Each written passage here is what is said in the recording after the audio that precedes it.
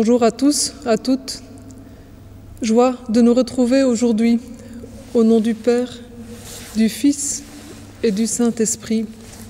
Amen.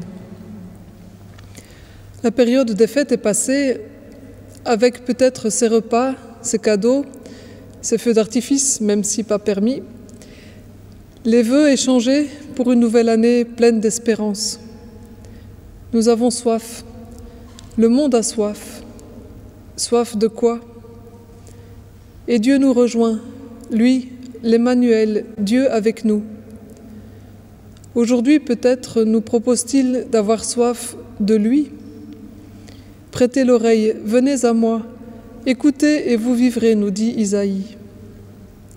La liturgie d'aujourd'hui nous invite encore à la fête, c'est le baptême de Jésus. Nous pouvons puiser aux sources du Sauveur. Aujourd'hui, une voix venue du ciel nous dit « Celui-ci est mon Fils bien-aimé ». Le Christ est plongé dans l'eau, descendons avec lui pour remonter avec lui. Écoutons ensemble sa parole vivante et vivifiante. Du livre du prophète Isaïe. Ainsi parle le Seigneur. Vous tous qui avez soif, venez, voici de l'eau. Même si vous n'avez pas d'argent, venez acheter et consommer. Venez acheter du vin et du lait, sans argent, sans rien payer. Pourquoi dépenser votre argent pour ce qui ne nourrit pas? Vous fatiguez pour ce qui ne rassasie pas. Écoutez-moi bien, et vous mangerez de bonnes choses. Vous vous régalerez de viande savoureuse. Prêtez l'oreille, venez à moi. Écoutez, et vous vivrez. Je m'engagerai envers vous par une alliance éternelle. Ce sont les bienfaits garantis à David. Lui, j'en ai fait un témoin pour les peuples. Pour les peuples, un guide et un chef. Toi, tu appelleras une nation inconnue de toi. Une nation qui ne te connaît pas accourra vers toi, à cause du Seigneur ton Dieu, à cause du Saint d'Israël, car il fait ta splendeur. Cherchez le Seigneur tant qu'il se laisse trouver. Invoquez-le tant qu'il est proche. Que le méchant abandonne son chemin et l'homme perfide ses pensées. Qu'il revienne vers le Seigneur, qui lui montrera sa miséricorde, vers notre Dieu qui est riche en pardon. Car mes pensées ne sont pas vos pensées, et vos chemins ne sont pas mes chemins. Oracle du Seigneur. Autant le ciel est élevé au-dessus de la terre, autant mes chemins sont élevés au-dessus de vos chemins, et mes pensées au-dessus de vos pensées. La pluie et la neige qui descendent des cieux n'y retournent pas sans avoir abreuvé la terre, sans l'avoir fécondée, l'avoir fait germer, donnant la semence au semeur et le pain à celui qui doit manger. Ainsi, ma parole qui sort de ma bouche ne me reviendra pas sans résultat, sans avoir fait ce qui me plaît, sans avoir accompli sa mission. Parole du Seigneur. Nous rendons grâce à Dieu.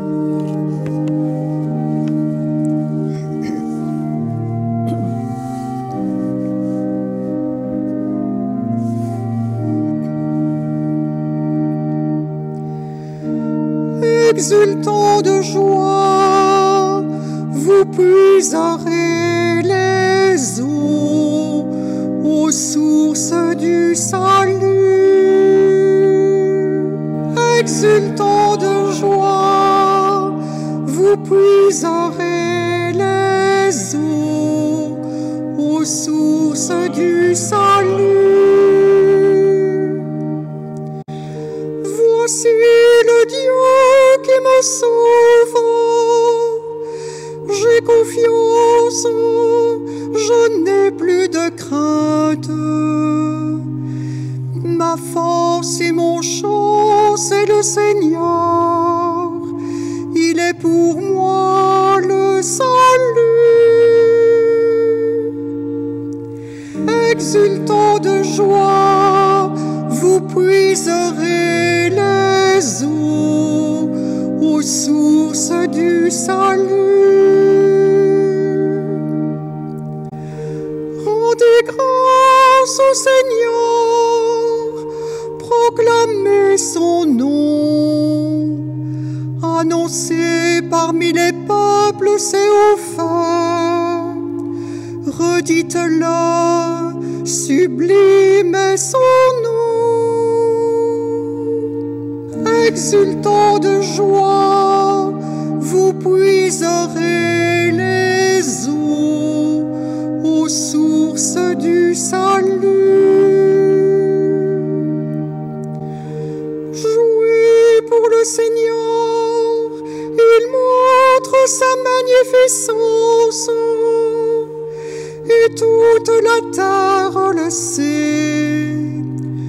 Jubilez, criez de joie, habitants de Sion,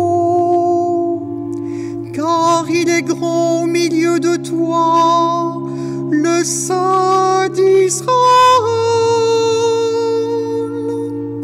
Exultant de joie, vous puiserez les eaux aux sources du salut.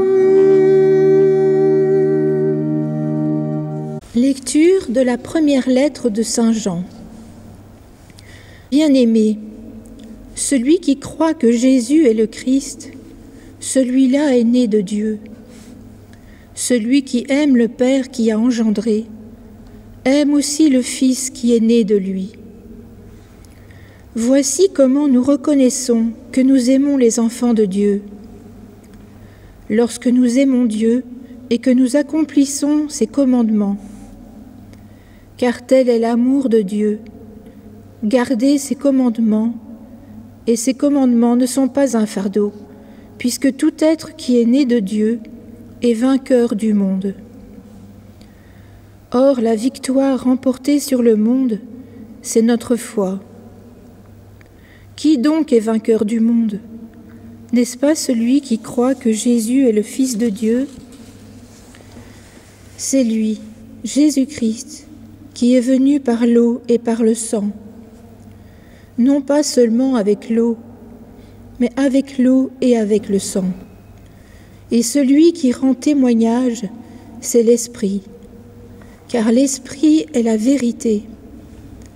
En effet, ils sont trois qui rendent témoignage, l'Esprit, l'eau et le sang, et les trois n'en font qu'un. Nous acceptons bien le témoignage des hommes. Or, le témoignage de Dieu a plus de valeur, puisque le témoignage de Dieu, c'est celui qu'il rend à son Fils. Parole du Seigneur.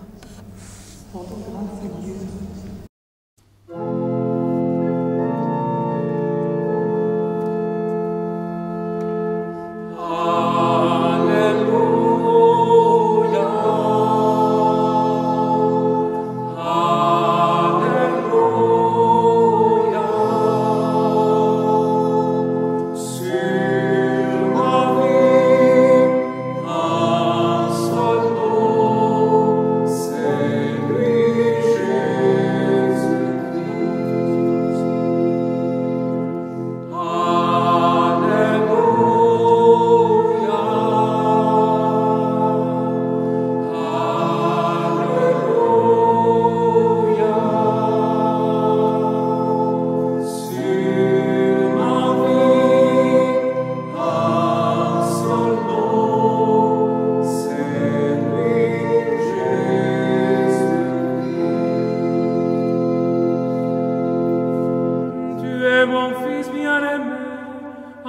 je trouve ma joie. Alléluia.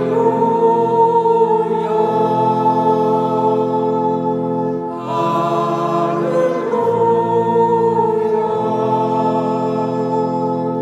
Sur ma vie, à son nom, c'est lui Jésus-Christ.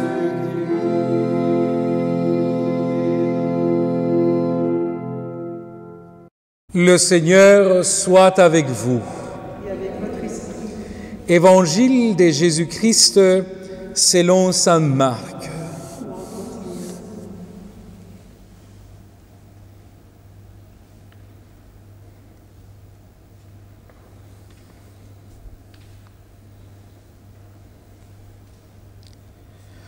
En ce temps-là, Jean le Baptiste proclamait: Voici venir derrière moi celui qui est plus fort que moi. Je ne suis pas digne de m'abaisser pour défaire la courroie de ses sandales. Moi, je vous ai baptisé avec de l'eau.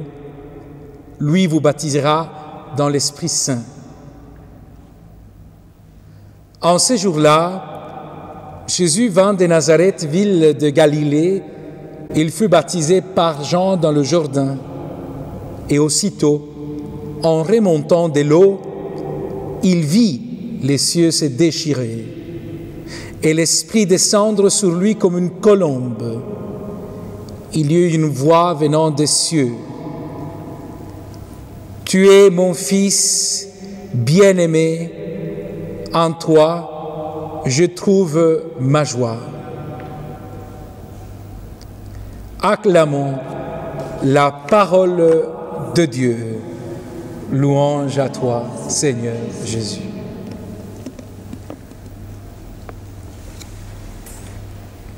Voilà, frères et sœurs, en ce dimanche, par la fête du baptême du Seigneur, nous allons clôturer ce temps magnifique de Noël, ce temps de manifestation de Dieu, celle que nous avons célébré donc le 25 décembre, lorsque nous avons contemplé le Verbe fait chair dans la personne du petit enfant qui nous manifeste effectivement le vouloir de Dieu de rejoindre l'humanité.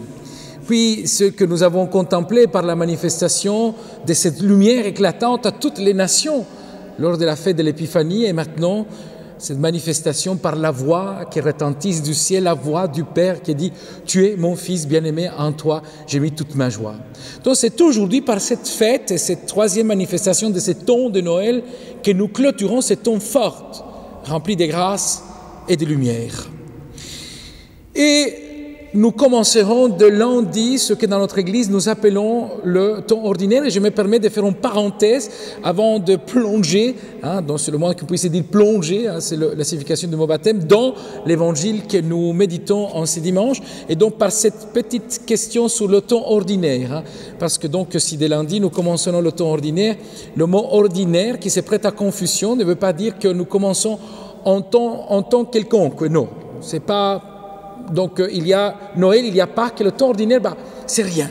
Non, frères et sœurs. Donc du latin, tempus speranum veut dire le temps le long de l'année, si bien Noël est bien marqué par un temps bien court, Pâques par un petit temps plus long, eh bien il y a le temps ordinaire qui est si bien plus long, si bien Noël qu'à Pâques nous célébrons les grâces et les bienfaits du Seigneur, eh bien le temps ordinaire, c'est le temps tout simplement le plus long dont nous continuons à célébrer les grâces, les bienfaits, les bénédictions qui viennent de notre Dieu. Voilà, petite parenthèse tout simplement pour que nous puissions continuer à rentrer dans cette dynamique extraordinaire de la grâce de Dieu qui ne s'arrête jamais.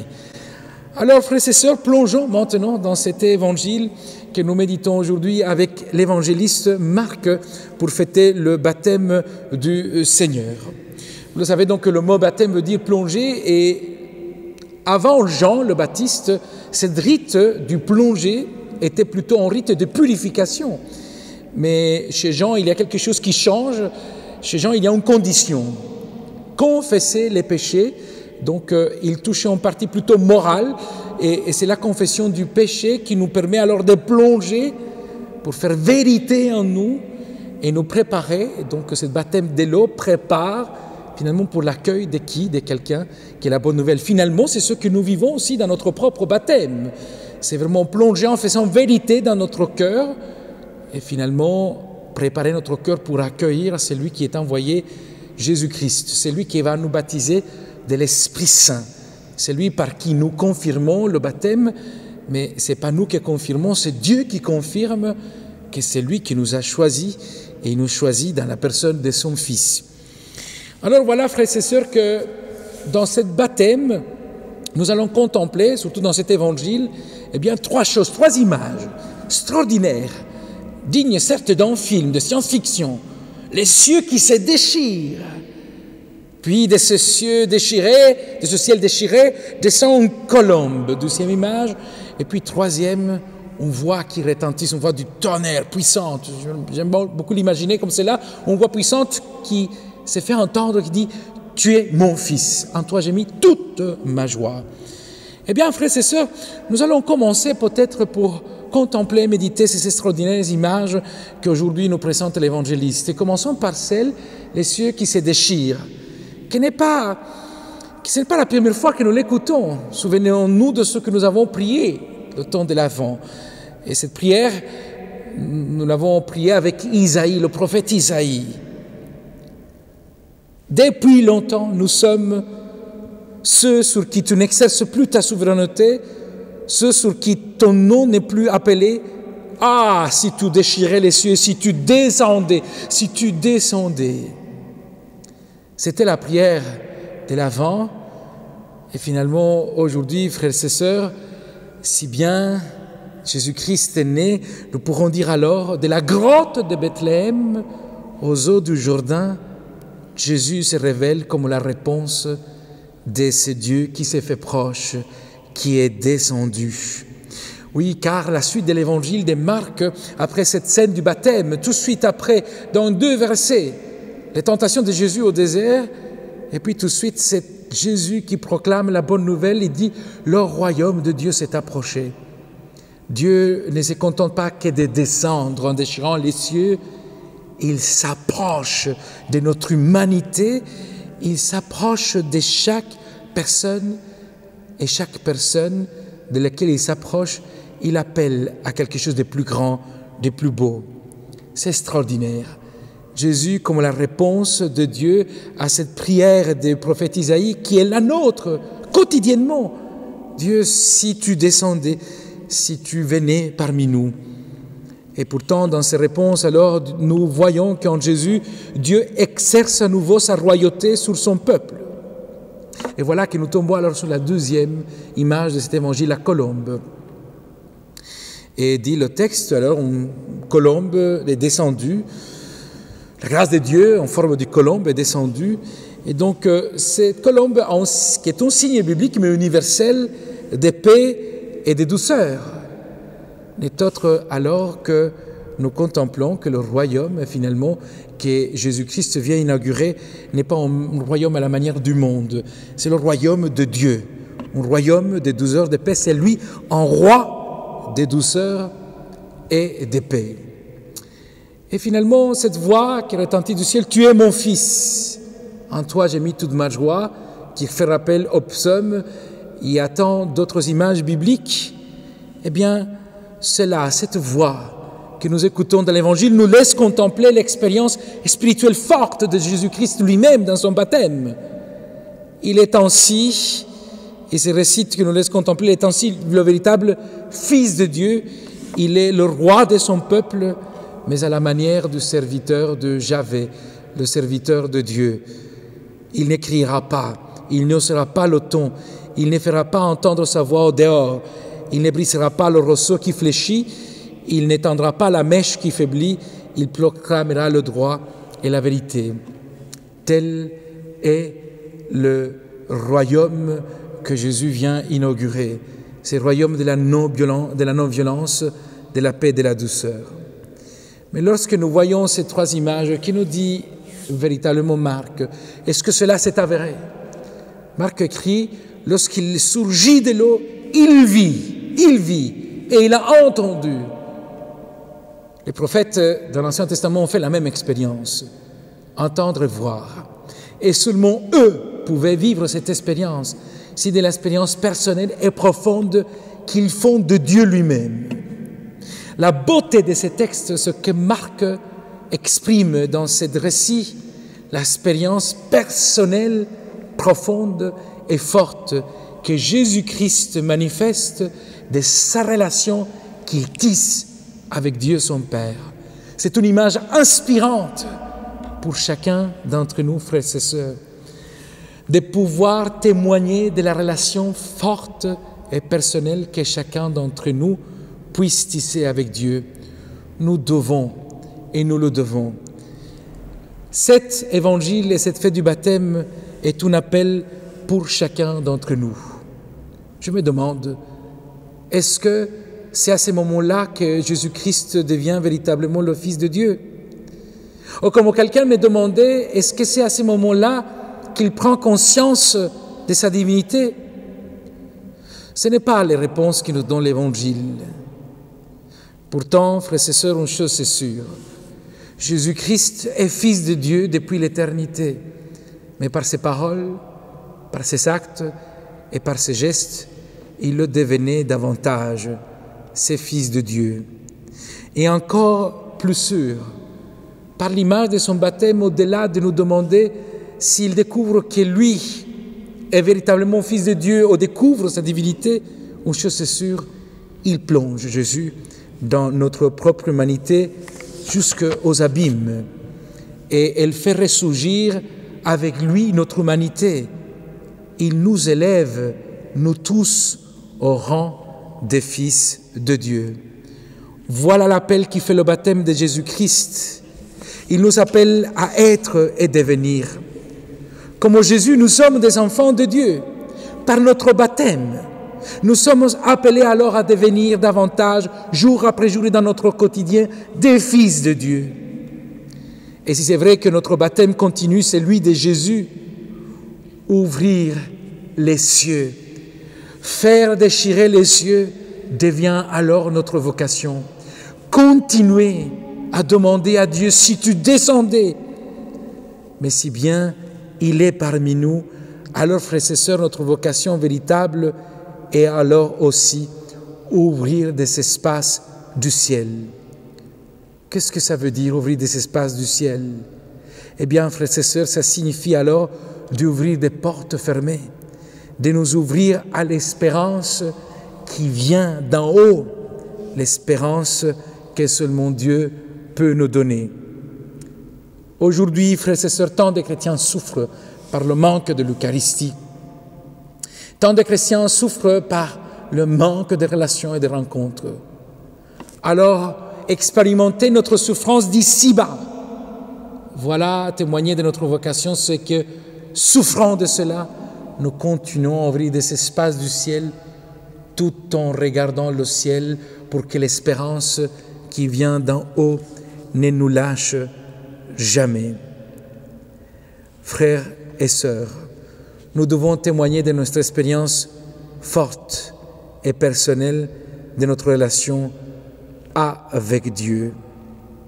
Nous devons forcer les cieux à continuer à se déchirer pour que vienne d'en haut l'espérance, pour que vienne d'en haut la justice. Nous devons forcer la terre pour que naisse la paix. Nous devons forcer le ciel et la terre pour qu'amour et vérité se rencontrent, pour que justice et paix s'embrassent. Bonne fête du baptême à chacun d'entre vous et que nous puissions écouter d'en haut, en voyant les cieux se déchirer, la voix qui dit à chacun d'entre vous, « Tu es mon Fils, en toi j'ai mis toute ma joie, en Jésus le Fils. Amen. »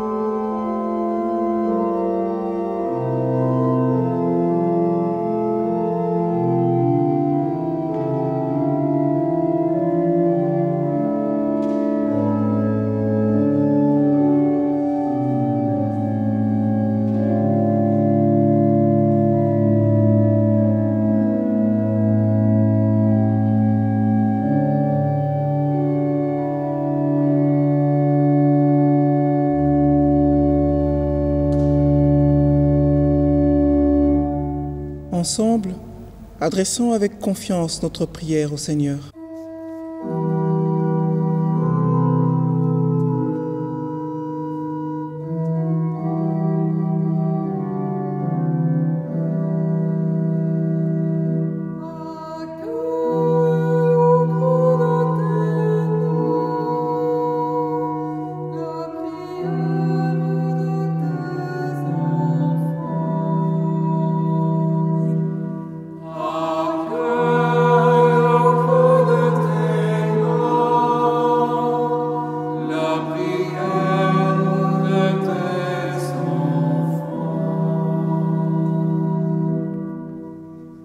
Le baptême suppose la foi.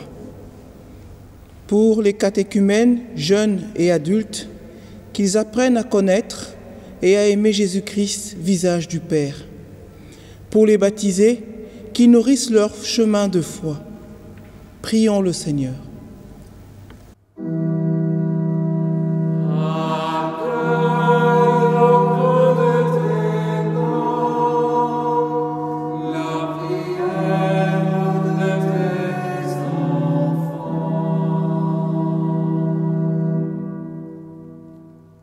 Le baptême nous fait enfants de Dieu. Que les chrétiens en prennent conscience et en soient fiers, et que l'Esprit de Jésus les aide à vivre en conséquence selon l'Évangile. Prions le Seigneur.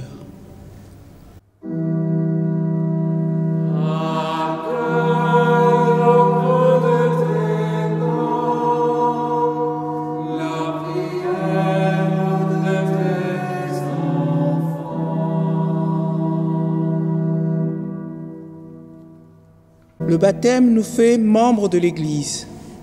Que le Saint-Esprit nous aide à aimer notre Église malgré ses limites et nous pousse à y devenir actifs et responsables.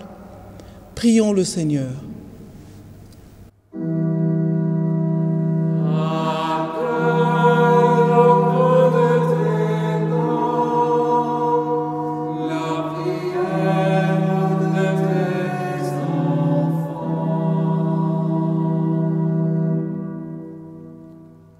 Le baptême nous a oints et nous a donné le Saint-Esprit. Il nous invite à oser témoigner autour de nous de notre foi en ce Dieu tout amour, Père, Fils et Saint-Esprit. Prions le Seigneur.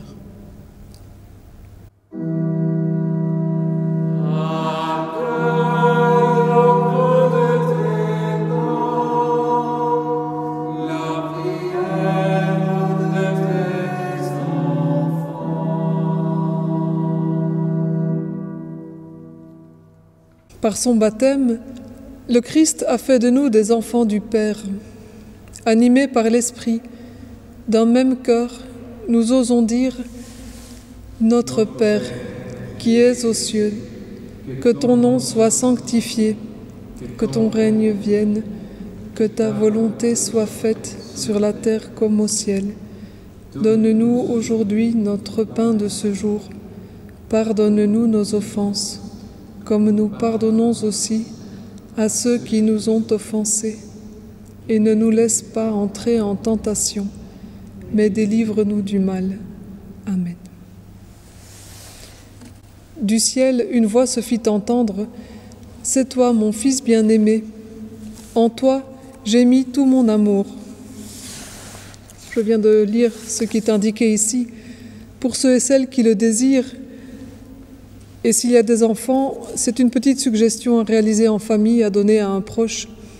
Vous trouverez des feuilles mises à disposition dans les 3 églises ouvertes, avec un petit mot explicatif pour confectionner ce bricolage tout simple. Laissons-nous habiter par la parole de Dieu. Prions le Seigneur.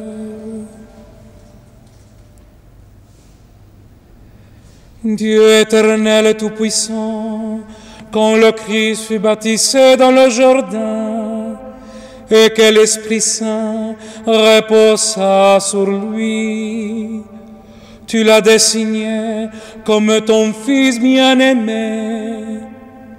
Accorde tes fils adoptifs, nés de l'eau et de l'Esprit, de se garder toujours dans ta sainte volonté. Nous te le demandons par Jésus-Christ, notre Seigneur et notre Dieu, qui veut régner avec toi dans l'unité du Saint-Esprit, pour les siècles des siècles. Amen. Amen. Amen. Alors, frères et sœurs, à la suite de ce que nous venons d'écouter et d'être invités, peut-être en famille, méditer sur le sens d'être chrétien, de devenir chrétien comme une grâce ou un cadeau qui nous est donné de la part de Dieu, nous laisser envahir par la grâce de l'Esprit Saint. Nous, tout en réfléchissant à cette liturgie du baptême du Seigneur, je m'en souviens toujours de ces moments extraordinaires qui, comme ministre, nous est donné. C'est une grâce. Lorsqu'on accueille un enfant, eh bien, on le marque du signe de la croix. C'est ce signe de ce qu'il devienne, Christ. Alors, pourquoi pas le faire d'une manière un peu plus ludique? Vous pouvez le faire en famille, tous ensemble. Et donc, toute coïncidence avec Claude François et ses Claudettes, c'est que pure coïncidence. Ce n'est pas Jason et c'est Jasonette, mais on veut ensemble, comme communauté que nous sommes, pouvoir aussi, avec vous, tout en chantant, nous signer de la croix, la prendre, le danser, surtout louer Dieu pour ce qu'il nous donne. Vous trouverez les paroles de ces textes tout à fait en bas dans la description de cette vidéo. Le signe de croix, c'est pour moi ma profession de foi. Je crois en Jésus ressuscité, je crois en la Trinité. Le signe de croix, le signe de croix, c'est pour moi ma profession de foi. Je crois en Jésus ressuscité, je crois en la Trinité. Vous le faites avec nous à la maison, et attention. En haut, en bas, à gauche, à droite, au nom du Père, du Fils, du Saint-Esprit. Amen. Et le signe de croix, c'est pour moi ma profession de foi. Je crois en Jésus ressuscité,